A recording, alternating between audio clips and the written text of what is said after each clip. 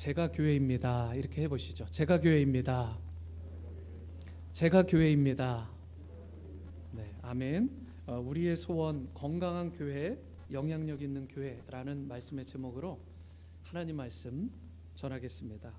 제임스 E. 화이트라는 박사님이 쓴 Rethinking the Church, Rethinking the Church, 한국어 제목으로 번역본을 보니까 교회 성장 다시 생각해 봅시다. 교회 성장 다시 생각해 봅시다. 그래서 Rethinking이죠. 이런 책이 있습니다. 그 책의 서론 부분에 보면 이런 내용이 소개가 되어 있는데요. 여러분 19세기에 미국을 대표하던 물론 금광이나 여러 가지를 찾던 그런 비즈니스도 있지만 또 다른 황금 알을 낳는 거위라고 불려졌던 비즈니스가 있는 거 아십니까? 그게 바로 열차 사업이었습니다. 19세기까지. 이 열차 사업은 부자, 소위 재정적인 여유가 있는 이 사람들이 열차를 일단 사요. 이 여객선을 사다가 거기에다가 대합실도 좀 만들고 동에서 서, 서에서 동으로 그 엄청난 거리를 계속 운행을 하는 것입니다. 그래서 사람들이 이제 돈을 내는데 이 돈이 굉장히 큰 돈이었어요, 당시에. 그러다 보니까 이 열차 비즈니스가 막 그냥 커져가지고 19세기에 있어서 아주 그냥 흥왕이었습니다. 돈을 말 그대로 긁어 모았던 비즈니스가 기차 사업이에요. 그런데 이것이 20세기에 접어들면서부터 이 기차 비즈니스가 계속 쇠퇴하기 시작했습니다. 왜 그랬을까요, 여러분? 자동차의 등장입니다. 자동차가 등장하고 나서 계속 쇠퇴하기 시작한 거예요. 이분들의 인식 가운데 이 기차를 하는 사람들이 이제 생존권이 걸린 거잖아요. 사활을 걸고 그러면 이 열차 비즈니스를 살리기 위해서 어떻게 할까 고민하다가 막대한 자금을 또 은행에서 빌리고 또는 있던 돈을 다 끌어모아다가 막 투자를 했습니다. 그래서 기차를 크게 만들고 화려하게 만들고 객실도 막 빛과 번쩍하게 하고 그리고 대합실도 아주 좋게 럭셔리하게 만든 거예요. 그렇게 되면 사람들이 올 것이라고 생각을 했습니다. 그런데 그 예상이 빗나간 거예요. 사람들이 오기는커녕 돈은 엄청나게 투자했는데 계속해서 여객 수송의 그 인원들이 줄어만 가는 것입니다. 결국 어떻게 됐죠? 20세기 접어들면서 비즈니스가 쇠퇴하다가 그냥 사양길에 들어버리고 만 것입니다. 여러분 왜 이런 문제가 생겼을까요? 이 열차 비즈니스를 하는 분들이 뭔가 생각에 착오를 한 것입니다. 그 생각이 뭐냐면 나는 열차 비즈니스를 하고 있다. 이게 무슨 말이냐? 여러분 열차 비즈니스라는 게 사실은 핵심은 운송 사업 가운데 하나가 열차 비즈니스예요. 그런데 이분들은 열차 비즈니스가 전부인 줄 알고 거기다가 모든 포커스를 한 것입니다. 만약 그 돈을 갖다가 열차에만 하지 않고 그냥 차량이라든가 또는 비행기 사업에다가 투자를 했다면 이 사람들은 소위 대박이 났을 거예요. 차가 막 우후죽순으로 생기고 또 비행기까지 생기고 나니까 기차에 대한 필요성들이 사그러들고 요즘 여러분 솔직히 기차 타고서 여행하는 분들 계십니까? 거의 없습니다. 그런 사람은 없어요. 그 먼 길을 갖다가 기차가 가다 서고 하는데 차라리 자기 차를 타든가 동에서 서로 횡단할 땐 비행기 한 번 타면 끝나는데 누가 기차를 타겠습니까? 여러분 이분들이 착각을 한 거, 오해를 한 것은 열차 사업을 하고 있다고 생각했지만 아니요.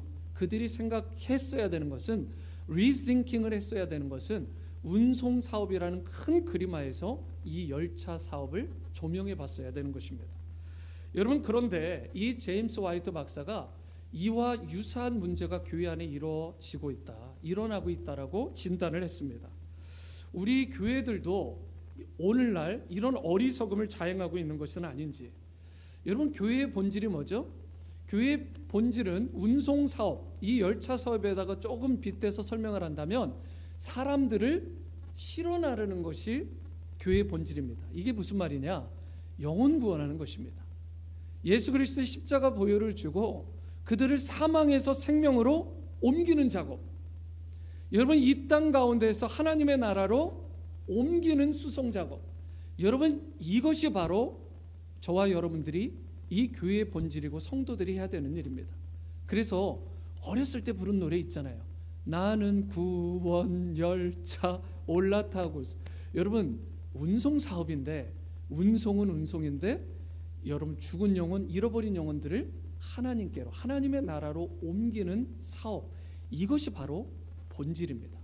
이것을 위해서 여러 수단들이 쓸 수 있죠. 교회 건물을 아름답게, 그래서 성도님들이 처음에 믿지 않는 사람들이 올 때 편리함을 느끼고 안락함을 느끼도록, 불편함이 없도록 하는 것도 방법이 될 수 있어요. 하지만 그것은 수단이지 본질은 아니라는 것입니다.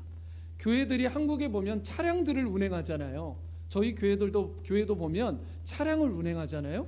차량을 운행하는 것은 구원 열차를, 이 본질을 충실하기 위해서 하나의 수단이지 이것 자체가 본질은 아니라는 것입니다. 사랑하는 성도 여러분, 우리가 지금 이 제임스 화이트 박사님이 이야기하는 것은 무엇이냐? 다시 좀 생각해 보자. 교회가 무엇인지, 교회의 본질이 무엇인지, 교회가 어디에 집중하고 무엇을 새롭게 대처를 해야 되는지 좀 rethinking, 새로 생각을 재고해 보자. 이것이 바로 오늘 말씀의 취지이기도 하다라는 것입니다. 오늘날 한국교회가 위기다, 정말 그야말로 위기 가운데 처해 있다라고 말을 많이 합니다. 이럴 때일수록 교회의 위기의 원인이 무엇인지 이 부분을 좀 제대로 진단하고 이것을, 이 본질에 갈수록 충실한 교회가 되어야 그 교회가 건강해지고 오늘 말씀의 제목처럼 세상에 비로소 영향력 있는 교회가 될 수 있게 되는 것입니다. 우리 교회는 수단에 집중하는 교회인지, 우리 교회는 본질에 충실한 교회인지, 여러분 이 부분을 그리고 제대로 점검해 볼 수 있어야 된다는 것입니다. 겉모양만 화려하게 하고 조직과 시스템만 강화한다고 해서 교회가 건강해지고 영향력 있는 교회가 되는 게 아니라, 여러분 본질 자체에 집중해서 그 본질을 제대로 살릴 때에 저와 여러분들은 주님 앞에 쓰임 받게 되고 교회가 교회다워지고 성도가 성도다워지게 되는 것입니다. 우리가 함께 나누길 원하는 이 고린도전서는요, 여러분 교회의 본질이 무엇인가, 그리고 교회가 하나님께서 주신 사명이 있는데 바로 이 사명이 무엇인가를 제대로 드러내고 이것에 집중하게 만드는 좋은 책이 바로 고린도전서입니다. 이 말씀에 비추어서 저와 여러분들이 점검해 봐야 될 게 있습니다. 우리 온누리 침례교회는 과연 건강한가? 그리고 우리 온누리 성도님들은 과연 건강한가? 더 좁혀서 더 정확하게 우리가 점검해 봐야 되는 건, 과연 나는 주님이 기뻐하시는 건강한 교회로 세워져 있고 그리고 쓰임 받고 있는가? 이 부분을 저와 여러분들이 이 서신서를 통해 함께 나누기를 원하는데요. 첫 번째로 우리가 꿈꾸고 우리가 소망하는 건강한 교회, 영향력 있는 교회가 되기 위한 그 비결은 교회를 구성하는 성도가 먼저 건강해야 된다는 것입니다. 교회를 구성하는 성도가 먼저 건강해야 그 교회의 본질이 건강해지고 그리고 집중할 수 있다는 것이죠. 1, 2절 말씀을 보시면 교회가 무엇인지를 보여주는 대표적인 그런 말씀이 나오는데요. 먼저 1절 말씀입니다. 하나님의 뜻을 따라 그리스도 예수의 사도로 부르심을 받은 바울과 형제 소스데네는. 여러분 고린도 전서는 말 그대로 서자가 편지 서자잖아요. 고린도 첫 번째로 보낸 서신이다, 편지다, 이런 뜻이에요. 그러니까 편지에는 어떤 특징이 있죠? 보낸 사람과 받는 사람이 있습니다. 어제도 저는 편지 한 통을 보냈는데 거기에 from이라는 말이 있고 to라는 말이 있잖아요. 누군가 보내는 사람이 있으면 받는 사람이 있는데 1절에 이 편지를 보내는 사람이 누구라고 밝히고 있죠? 바울과 소스데네. 그리고 이 편지를 받는 사람은 누굴까요? 2절 말씀을 보세요. 고린도에 있는 하나님의 교회 곧 그리스도 예수 안에서 거룩하여지고 성도라 부르심을 받은 자들과 또 각 처에서 우리의 주 곧 그들과 우리의 주 되신 예수 그리스도의 이름을 부르는 모든 자들에게 이 편지를 보내고 있습니다. 쉽게 얘기하면 고린도 교회에 보내고 있어요. 그런데 고린도 교회에서 교회가 누구냐라는 거예요. 교회가. 여러분 여기에서는 수신인이 교회로 나와 있는데 2절 말씀을 좀 더 보시면 교회의 정의에 대한 내용이 나와 있어요. 하나님의 교회다. 여러분 교회는 하나님의 것입니다. 그렇죠? 그런데 이 교회라고 하면서 그 뒷부분이 설명이에요. 교회가 무엇을 의미하는지, 교회의 본질이 무엇인지, 곧 그리스도 예수 안에서 거룩하여지고 성도라 부르심을 받은 자들이 곧 교회다. 누가 교회예요? 내가 교회입니다. 우리가 교회예요. 여러분, 교회는 건물이 아닙니다. 교회는 사람이에요. 그래서 이 부분에 대한, 이 본질에 대한 부분을 제대로 이해하지 못하면 여러분 신앙생활은 엉뚱하게 갈 수밖에 없습니다. 여러분, 하나님의 교회, 다시 말해 이 성도가 교회라는 것인데, 많은 분들이 생각할 때 건물이 교회라고 생각하는 경향들이 의외로 많다라는 것입니다. 실제로 교회를 뜻하는 이 헬라어가, 여러분 이 정도는 알아놓으셔야 돼요. 이미 아시는 분들도 많을 것입니다. 에클레시아입니다. 에클레시아는 영어로 보면 call out, 부르심을 받다라는 뜻이에요. 불러내다. 세상으로부터 부르심을 받은 자들이 여러분 에클레시아, 교회입니다. 그런데 이 에클레시아라는 단어가 성경에 보면 단 한 번도 건물에 쓰여진 적이 없어요. 오직 교회를 말하는 에클레시아는 사람에게만 썼다라는 것입니다. 이게 무슨 말이에요? 다시 강조합니다. 교회는 건물이 아니라 교회는 하나님의 사람들, 바로 여러분과 제가 교회라는 것입니다. 오늘 윤지영 집사님이 기도를 하셨어요. 그 기도 가운데 세상에 나가는 교회로 이렇게 이야기를 했어요. 우리가 세상에 나가는 교회로서 잘 사명 감당하게 해달라. 교회에 대한, 교회론에 대한 제대로 그 부분을 짚으시고 아시는 분이에요. 전에도 제가 보니까 자주 그렇게 기도를 하시더라고요. 여러분, 우리가 교회고 내가 교회입니다.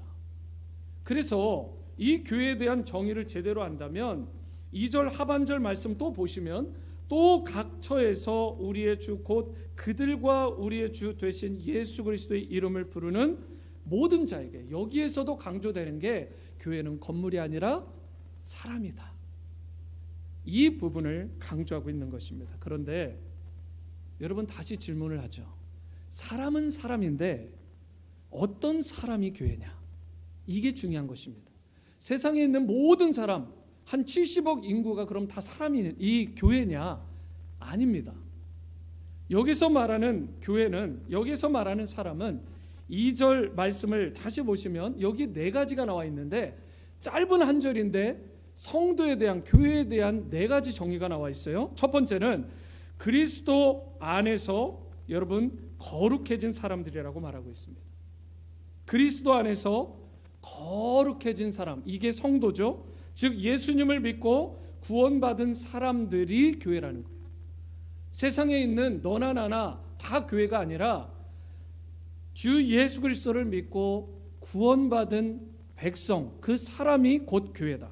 두 번째는 성도라 부르심을, 콜아웃을 받은 자들인데, 즉 세상으로부터 구별이 되어서 부르심을 받은 사람, 이 사람들이 교회라는 것입니다. 세 번째는 각 처소의 장소에 상관없이 우리 주 되신 예수 그리스도의 이름을 부르는 사람, 이것을 두 가지로 나눠보면 하나님을 인정하고 하나님을 존중하는 사람, 또 네 번째는 그것을 구체적으로 하나님을 예배하고 하나님께 기도하고 하나님을 찬양하는 자가 바로 성도라는 것입니다.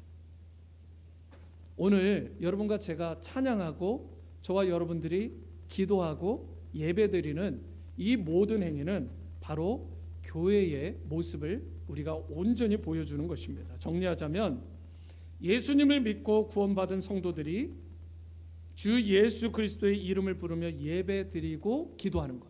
다시요, 중요한 교회의 정의입니다. 이거보다 뭐 더 좋은 정의들이 많이 있겠지만 제가 여러분들에게 정리해드리는 한 말씀은, 예수님을 믿고 구원받은 성도들이 주 예수 그리스도의 이름을 부르며 예배드리고 기도하는 것, 여러분 이것이 바로 교회다. 교회의 정의입니다. 여러분, 사람이 교회이고요, 이곳에 모여 있고 지금 온라인 라이브 스트리밍으로 예배드리시는 여러분과 제가 곧 교회인 것입니다. 내가 교회다. 비록 여러분 이러다 보니까 우리가 여러분과 제가 다 이렇게 해서 모인 거잖아요. 그러다 보니까 하나님의 교회라는 것은 완성된 사람들이 모이는 곳이 아닙니다. 하나님의 이 교회라는 것은 성도들의 모임, 성도들의 무리, 이 무리를 말하는 것이기 때문에 결국은 미완성된 사람들이 모이는데, 모이긴 모여서 그 모인 사람들이 예수님의 말씀을 듣고 배우고 하나님의 사랑을 받고 그 은혜를 누리는 가운데 점점 더 영적으로 성장하고 인격적으로 성숙해가고 예수님을 닮아가는 것, 이것이 바로 교회의 정의입니다. 우리는 완벽하지 않아요. 여러분, 아무리 완벽한 곳에도 여러분이나 제가 들어가는 순간 이미 그곳은 완전한 곳이 아닌 것입니다. 왜요? 내가 미완성인데, 내가 지어져 가는 언더 컨스트럭션에 있는 지금 상황인데, 여러분, 그렇기 때문에 저와 여러분들은 이것을 인정하고, 교회에 그래서 이런 이야기를 하면 안 돼요. 교회에 문제가 있다, 교회에 문제가 많아. 여러분, 이것이 한편으로는 맞는 것 같지만 맞지 않는 말이에요. 왜요? 내가 교회인데 무슨 교회가 문제가 있고 교회가 지금 어려움이 있다고 손가락질을 하겠어요? 결국은 내가 문제가 있는 거죠. 교회 문제이기 전에 내가 문제가 있으니까 그 교회라는 이름이 문제가 있게 되는 것입니다. 그렇기 때문에 저 여러분들이 교회가 문제가 있다, 교회가 왜 요 모양이야, 이런 이야기 하기 전에 내가 먼저 변화되고 내가 먼저 성숙해가고 내가 먼저 예수님을 닮아가는 그런 건강한 교회, 건강하고 세상에 영향력을 끼치는 교회가 될 때, 저와 여러분 한 사람 한 사람이 건강해질 때 교회가 비로소 건강해지는 것입니다.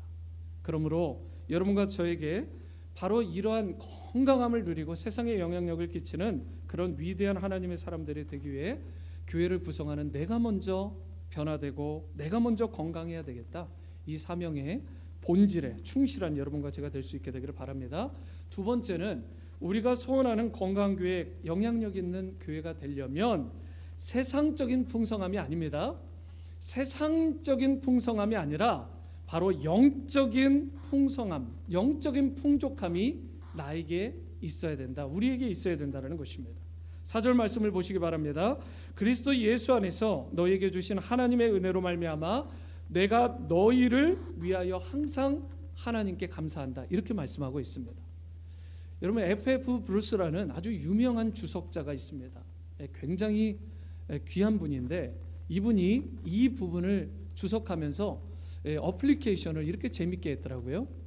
누군가를 책망하고 누군가를 지적할 일이 있으면 10분을 먼저 칭찬하고 단 1분만 책망해라. 무슨 말씀인지 아시겠죠? 대부분의 사람들은 그런데 반대로 하지 않나요? 여러분들은 안 그러세요? 10분 동안 책망한 다음에 1분 동안 칭찬할까 말까, 그거조차도 되게 크리티컬한데, 막 비평적이고 비판적인데 남의 장점은 눈에 들어오지 않아요.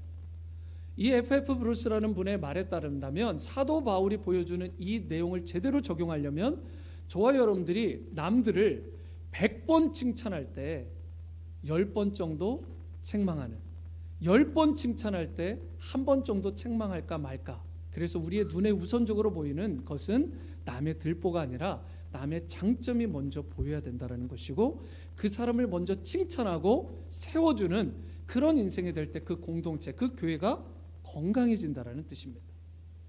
여러분, 오늘 이 말씀대로 사도 바울이 어떻게 하고 있어요? 먼저 고린도서의 첫 부분을 고린도 성도들을 칭찬하고 고린도 성도들을 격려하고 세워주는 이런 귀한 말들을 하는 데 시간을 많이 투자하고 있습니다.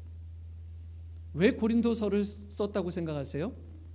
원래는요, 책망하려고 쓴 책입니다. 고린도 교회가 좀 문제가 있었어요. 아니, 어떻게 보면 문제가 많았습니다. 문제 보따리였어요. 그래서 그러한 교회의 문제들을 지적하고 바로 잡아주기 위해, 책망하기 위해서 쓴 책이 고린도서인데, 사도 바울을 보세요. 얼마나 지혜롭습니까? 얼마나 특이해요. 책망할 것을 먼저 이야기하기 전에 고린도 성도, 고린도 교회를 먼저 칭찬하고 세워주고 격려하고 있다는 것입니다.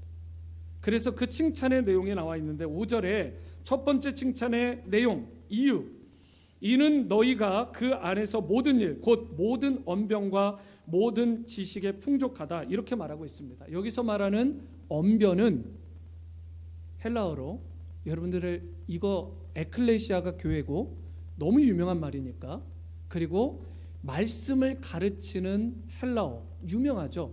로고스입니다. 이 로고스가 바로 이 언변의 말이에요. 그래서 로고스라는 말은 크게 두 가지로 보통 번역이 되는데, 하나는 The Word of God, 하나님의 말씀을 말할 때에 로고스라고 하고, 또 다른 단어로 여러분 NIV 버전을 보시면 뭐라고 번역이 되어 있냐면 스피치라는 말로 번역이 되어 있어요. 스피치, 말하다. 그리고 어떤 복음을 선포하다 라는 말이 스피치죠. 여러분, 결국 이러한 말에 따른다면 이 로고스가 나왔다라는 것은 일반적으로 하나님의 말씀을 의미하고, 또 어떤 사람은 이 부분을 아예 이렇게 번역까지 합니다. 하나님이 주시는 성령의 예언, 성령의 방언, 이런 것을 가르쳐서 로고스로 번역한 사람도 있습니다. 하지만 일반적으로는 하나님의 말씀입니다. 그러니까 지금 이 교회에 무엇이 풍성하다라는 거예요? 로고스, 곧 하나님의 말씀이 굉장히 풍성하다. 얼마나 좋은 교회예요. 그리고 이 말씀뿐만 아니라 거기에 지식이라는 단어가 나와 있는데, 지식은 바로 교리입니다. 기독교 교리, 말씀의 교리가 단단하다는 것입니다. 이단이 들어와도 쉽게 흔들리지 않을 정도로 이 말씀의 이 교리, 진리가 잘 파운데이션이 세워져 있는 건강한 교회다. 그러니까 여러분, 고린도 교회는 나중에 지적은 받지만 사실 첫 부분만으로 본다면 굉장히 좋은 교회입니다. 오늘날 이 시대에 이런 말씀과 이런 하나님의 진리가 제대로 세워지지 않은 교회들이 얼마나 많은데요. 그런데 거기에 비하면 이 고린도 교회는 칭찬받을 만합니다. 얼마나 풍성한지. 두 번째 칭찬거리가 또 나오는데 6절 말씀에 나옵니다. 그리스도의 증거가 너희 중에 견고하게 되었다. 그리스도의 증거가 무엇이냐면 가스펠, 복음입니다. 그리스도의 증거, 이 복음이 사도 바울을 통해서 이 서신을 쓰기 약 4년 전에 처음으로 고린도 지역에 갔어요. 그리고 이 복음을 4년 후에 돌아보니까 사도 바울이 깜짝 놀랄 정도로 지금 어디에서 이 서신을 쓰고 있죠? 에베소에서 쓰고 있습니다. 에베소 지역에서 소문을 보고 또 고린도 교회의 지금 상황을 들여다보니까 너무나 이 복음이 견고하게 세워졌어요. 4년 동안 말할 수 없이 스트롱하게 세워졌다는 것입니다. 그래서 이 교회는 칭찬받을 만하다. 복음이 풍성하다. 얼마나 좋은 교회예요. 세 번째 칭찬거리가 7절 상반절에 나오는데 너희가 모든 은사에 부족함이 없다, 이렇게 말하고 있습니다. 여러분, 모든 은사에 부족함이 없다라는 말이 무엇일까요? 성령의 역사가 아주 흥왕하고 풍성하게 나타난다. 저는 목회자로서 요즘 특별히 더 마음 가운데 지금 불이 붙는 게 뭐냐면 성령의 역사, 성령의 역사. 내가 성령님보다 앞서가지 않고 성령께서 우리 교회를 주장하시고 성령께서 우리 성도님들을 주장하시고 성령의 역사가 흥왕하게 나타나는 교회. 여러분, 그런데 고린도 교회는 이미 그런 은사, 성령의 역사가 흥왕하게 나타났던 교회였다고요. 좋은 교회 아니에요? 우리가 부러워하고 따라해야 될 교회입니다. 그리고 나서 7절 하반절의 마지막 네 번째가 우리 주 예수 그리스도의 나타남을 기다립니다. 왜 좋은 교회냐? 여러분, 예수님 다시 오신다. 예수님 재림의 길을 예비하고 그것을 소망하는 소망으로 풍성한 교회예요. 여러분, 묻고 싶습니다. 어제 예수님의 재림을 소망하셨어요? 한 번이라도.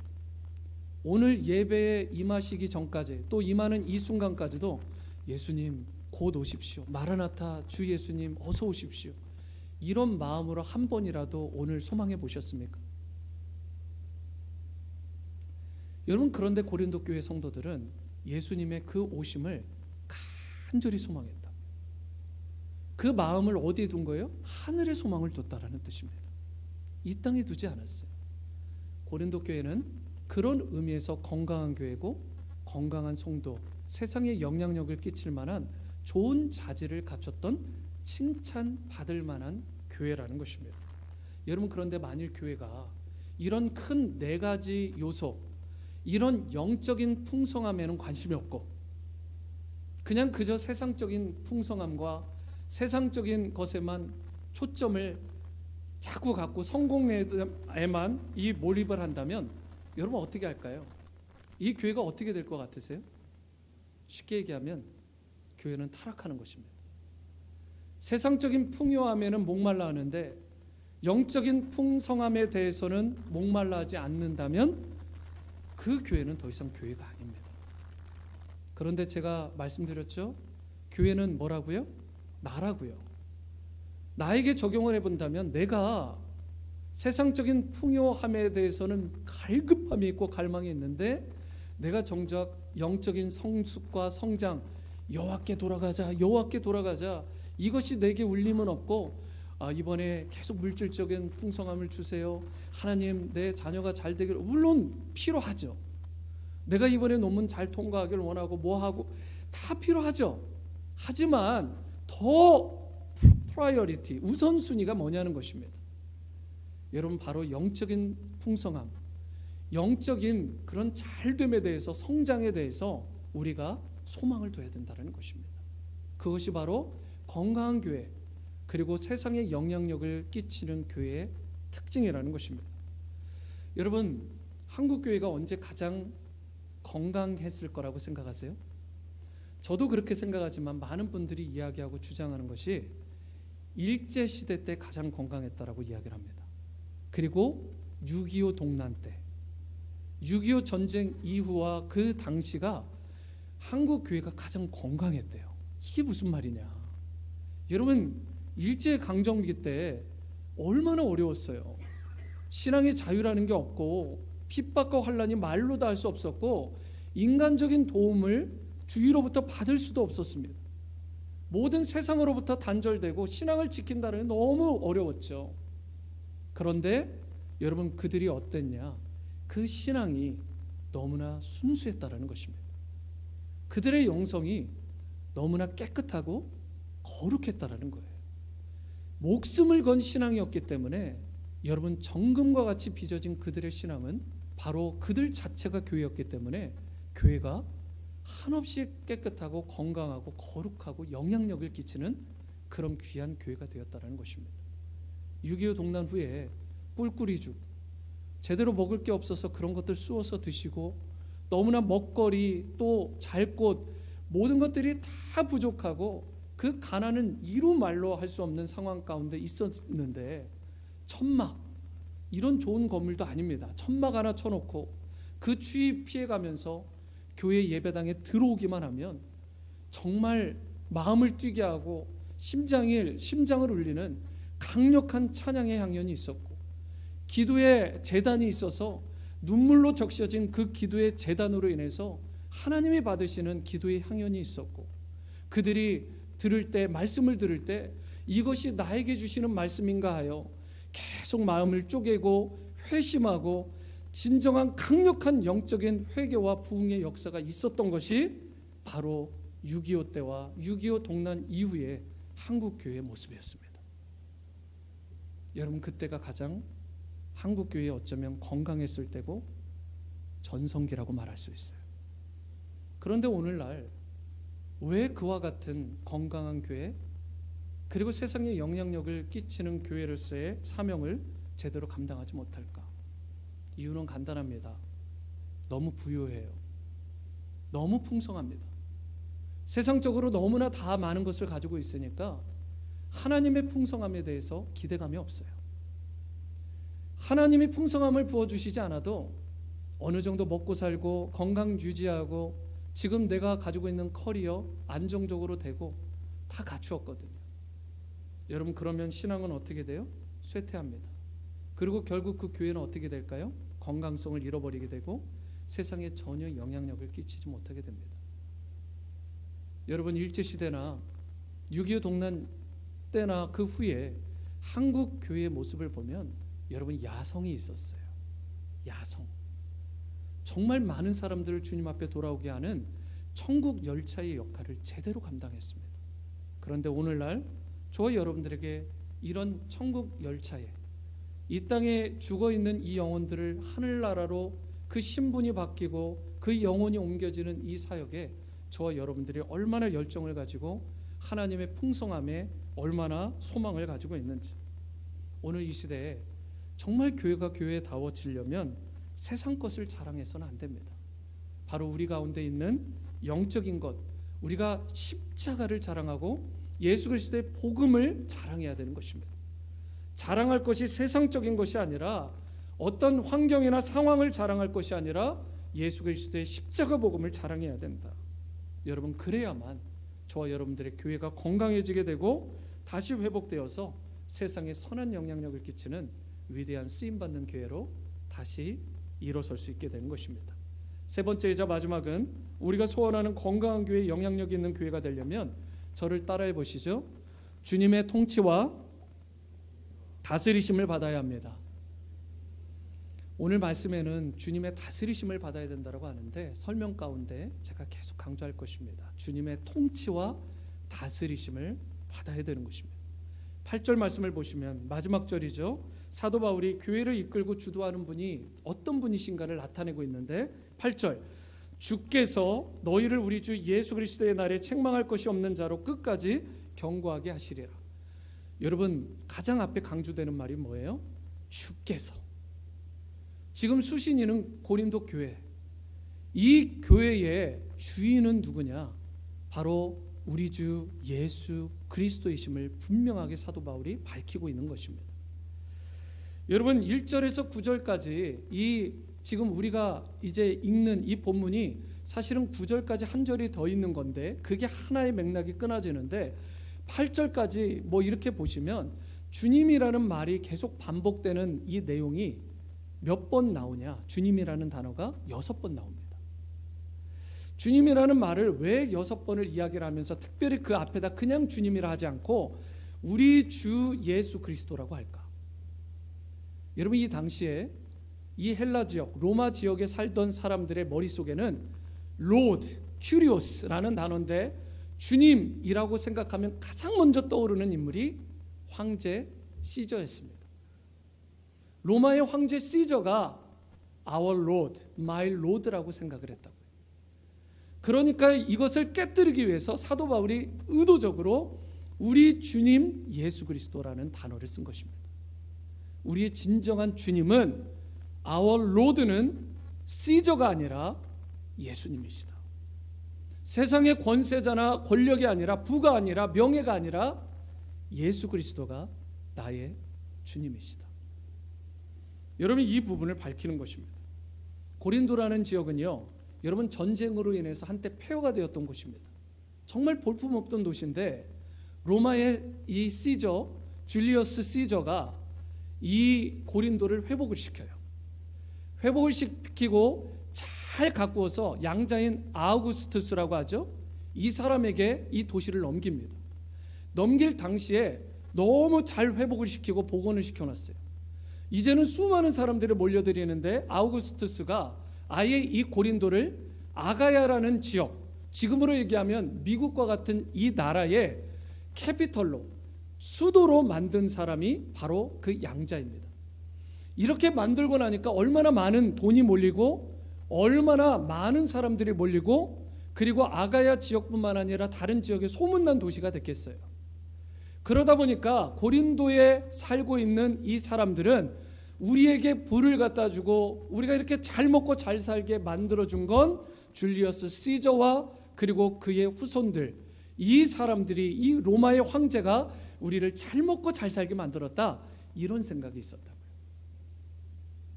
한국으로 얘기하면 문재인 대통령이 우리를 잘 먹고 잘 살게 했다. 여기로 얘기하면 조 바이든이 우리를 잘 먹고 잘 살게 했다. 그래서 그분이 마치 우리의 주님이냐, 여러분 그렇게 생각했다고요. 여러분, 그런데 사도 바울이 그 모든 걸 다 깨뜨려 버리고, 아니야, 너희들을 진정 잘 되게 하고 또 부유하게 하고, 그리고 너희에게 참 평안을 주신 분은 로마의 황제가 아니라 우리 주 예수 그리스도시다. 이 부분을 강조하기 위해서 주님, 주님, 주님, 바로 우리 주 예수 그리스도라는 말을 계속해서 강조한 것입니다. 여러분, 오늘 18세기 영국의 부흥운동을 일으켰던 두 사람에 대한 스토리로 말씀을 마치려고 하는데요. 그 중에 한 분이 요한 웨슬리, 존 웨슬리고, 그리고 다른 한 분이 조지 위필드라는 분입니다. 영국의 대부흥을 일으켰던 아주 위대한 부흥사고 그리고 목회자입니다. 이분들이 두 분 다 옥스퍼드 대학 출신이에요. 정말 명석하신 분이죠. 거기다가 홀리클럽이라고 불려지는 그 단체에서 말씀을 부지런히 배우고 학창 시절부터 이미 떡잎부터 달랐던 분들입니다. 그리고 이분들은 탁월한 부흥사에서 메시지를 전하고 나면 수많은 사람들이 와서 회심하고 예수님께 돌아오는 놀라운 부흥의 역사를 일으켰던, 가는 곳마다 성령의 바람이 불었던 두 인물을 뽑으라면 바로 존 웨슬리와 조지 위필드입니다. 근데 이 두 분이 어느 순간 잘 사역을 하다가 사역의 갈등을 한번 빚게 돼요. 그 결정적인 이유가 신학적인 갈등입니다. 이 존 웨슬리는 이 감리교의 핵심이 되는 알미니아니즘, 약간 조금 더는 아니지만 인간의 행위가 강조되는 부분이 없지 않아 있어요. 알미니아니즘은. 그런데 조지 위필드는 오직 하나님의 은혜를 강조하는 켈비니즘입니다. 그런데 이 두 사람이 신학적으로 붙은 거예요. 그래서 갈라지게 됩니다. 그리고 나서 조지 위필드가 그 그룹에서 나와요. 나오면서 했던 유명한 말이 있습니다. 조지 위필드의 이름은 사라지고 오직 예수 그리스도의 이름만 영광을 받을지어다. 이게 무슨 말이냐? 여러분, 자기가 그동안 쌓아놓은 그런 모든 커리어와 그 모든 명예들과 그리고 모든 것들, 그런 명성들을 다 지금 이 클럽 안에 있는 것입니다. 그런데 이 조직에서 자기 혼자 지금 뛰어나오면서 다 포기하고 다 내려놓고, 그리고 내 이름마저 남지 말고 오직 예수 그리스도의 이름만 높임을 받기를 원한다. 이 고백을 하고 그때 배에 몸을 싣고 신대륙, 곧 우리가 임한 이 미국 땅으로 옵니다. 그리고 나서 만난 분이 조나단 에드워즈고, 조나단 에드워즈와 조지 위필드 두 분을 중심으로 이 조지아주죠, 애틀란타가 있는 조지아주를 중심으로 선벨트, 바이블 벨트라고 불려지는 이 남부 지역 전체에 엄청난 영적 부흥을 일으킵니다. 이것을 바로 제1차 미국의 영적 대각성 운동이라고 해요. 그것을 일으켰던 분이 바로 조지 위필드입니다. 조지 위필드로 말미암아 수많은 감리교회와 수많은 침례교회들이 남부를 중심으로 세워졌고, 저와 여러분들이 몸담고 있는 이 교회가 서던 베프티스트인데, 이 서던 베프티스트의 뿌리도 사실 그때 다 시작된 것입니다. 그리고 뿐만 아니에요. 미국 동부를 중심으로 수많은 대학들이 세워졌습니다. 그 대학 가운데 대표적인 대학, 이 영적 대각성 운동을 중심으로 이 영향을 받아서 세워진 대학의 대표적인 것이 그 명문 프린스턴입니다. 그리고 프린스턴 이후에 콜롬비아 대학, 브라운 대학, 다트머스 대학, 여러분 이름을 댈 만한 수많은 대학들이 이 영적 대각성 운동을 중심으로 계속해서 미 동부를 중심으로 세워지게 돼요. 인재가 만들어지고 수많은 사람들이 거기에서 이 미국의 리더로 배출되게 되고, 결국 저와 여러분들이 지금 알고 있고 누리고 있는 이 미국의 기초석, 그 초석이 바로 영적 대각성 운동을 통해 만들어지게 된 것입니다. 사랑하는 성도 여러분, 우리가 내가 내 인생의 주인이 되고 나면 뭐가 잘 될 것 같고, 우리가 내 열심으로 무언가를 이끌고 가정을 이끌고 교회를 이끌면 잘 될 것 같은데, 여러분 아닙니다. 여러분, 내가 교회의 주인이 되면 결코 이 교회는 건강하지 못하고요, 여러분 신음하고 아파할 수밖에 없는 것입니다. 위기 가운데 빠질 수밖에 없어요. 저와 여러분들의 교회의 주인은 우리 주 예수 그리스도이십니다. 제가 아는 목사님 한 분이 한국에서 소위 대형 교회를 담임하시는 시니어 패스터예요. 그런데 이분이 얼마나 겸손하냐면 목회를 지금 21년째 한 교회에서 정말 큰 교회를 그렇게 하시면서도 특징이 건강한 교회인데 건강할 수 있는 비결이 무언가 보니까 이분이 그런 모토를 가지고 계시더라고요. 이 교회의 시니어 패스터 담임 목사는 예수 그리스도, 그리고 자기는 부목사라는 거예요. 평생 그 마음으로 자기가 목회를 했다, 그렇게 고백을 하시더라고요. 여러분, 우리가 교회에 대해서 말을 할 때 함부로 말하면 안 됩니다. 교회를 탓하거나 교회가 왜 요 모양이냐고 요 꼴이냐고 교회에 대해서 염려하고 손가락질하기 전에 여러분 먼저 중요한 게 있습니다. 그거 다 내려놓으시고 내가 먼저 건강하고 바른 교회가 돼야 되는 거예요. 내가 건강한 교회, 내가 세상에 영향력을 끼치는 참된 크리스찬이 되고 나면 자연스럽게 교회는 건강해지고 세상에 영향력을 끼치는 교회가 되는 것입니다. 누구를 원망하고 탓하기 전에 코람데오, 오직 하나님 앞에서 저와 여러분들 내가 먼저 거룩한 성도가 되어야 되는 것입니다. 예수 그리스도를 내 인생의 참 주인으로 모시고 주님의 다스리심과 통치를 받아야 되는 것입니다. 그러할 때 새로운 부흥과 회복의 역사가 조지 비플드가 일으켰듯 여러분 일어나는 놀라운 역사가 일어나게 되는 것입니다. 그리하여 교회다운 교회, 성도다운 성도가 되게 되고 주님이 기뻐하시는 건강하고 세상에 바른 영향력을 끼치는 아름다운 교회가 되게 될 줄 믿습니다. 그렇게 능력 있게 이 마지막 때에 주님 앞에 귀하게 쓰임받는 교회된 여러분과 제가 될 수 있게 되기를 주님의 이름으로 축원합니다. 이 시간에는 함께 우리가 찬양하기를 원하는데요. 교회를